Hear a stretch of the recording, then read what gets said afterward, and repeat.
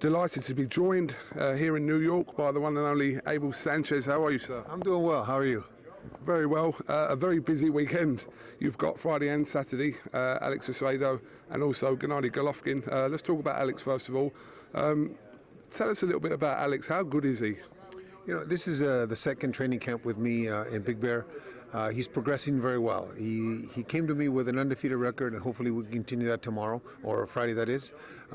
He's learning the system that we teach in Big Bear, and he's doing very well at it. He hasn't complained. He's been very loyal to the camp. He's been there for 8 weeks now, almost 9 weeks. He moved himself from Oklahoma to my camp, so that's the dedication that hopefully will produce some great results. And moving on to obviously Saturday, middleweight madness as it's called. Gennady Golovkin defending his world titles against Danny Jacobs. Danny Jacobs, we know his story, we know what he's been through to get to this point, but how do you rate Danny Jacobs as a fighter? He's the best fighter that we have faced so far. I know that every fight, everybody says that every fight is the toughest fight for Golovkin, but this is definitely the best skilled, the smartest boxing guy in the ring. He's got a great right hand. He's got a great background, amateur background, and he's beaten probably the toughest foe that any of us could ever beat, hopefully we never have to face what he's faced.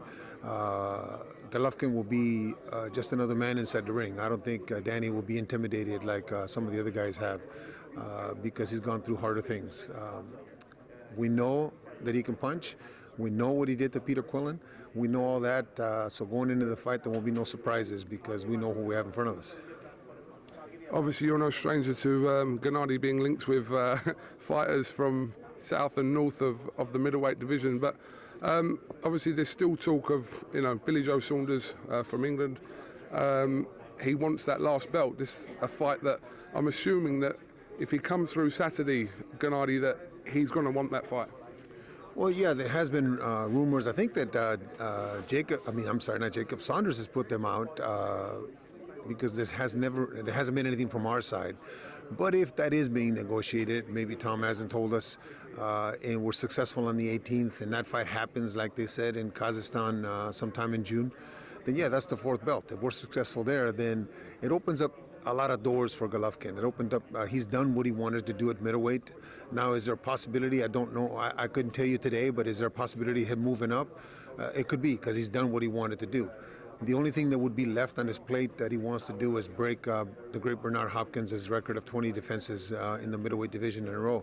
So if he sticks around, it'll be for that.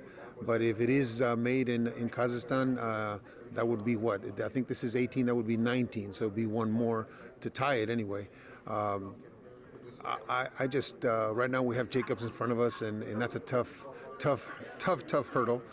If we do get by it and we happen to get Saunders, I think that's a great fight. But has that always been a plan for Gennady to go back home to Kazakhstan to sort of give something back to show his own people, what we've been seeing all around the world? No, actually, it wasn't a plan. What it is that we have in Kazakhstan, we have the Expo 17, which is a big gathering of a lot of electronics and a lot of like a World's Fair kind of in the month of June. So they're trying to get him, since there is going to be that kind of attention paid to Kazakhstan, we're trying to get him back there so that he will be part of that. A week in Kazakhstan, I'm feeling that, Abel. Yeah, it's great. I've been there in the winter. It's very cold. I'm looking forward to being there in the summer, I hope. Just want your thoughts on, obviously, last week, David Lemieux spectacularly knocked out Curtis Stevens, and I see some people sort of giving Gennady a little bit more credit for the David Lemieux win about a year and a half ago.